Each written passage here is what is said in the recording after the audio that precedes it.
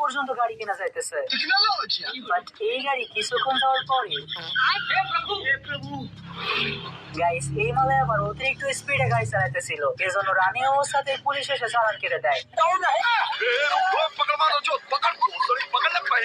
এমনকি রাস্তার মধ্যে বিচার হওয়া শুরু করে।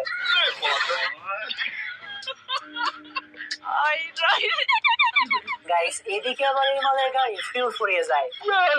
এখন আধুনিক হওয়াতে পেট্রোল পাম্পই উল্টা গাড়ির কাছে চলে আসে। ये सब क्या देखना पड़ रहा है? अच्छा है मैं अंधा हूँ। এই মালে আবার সামনে তাকিয়ে দেখে পদ্ম সেতুর টোল।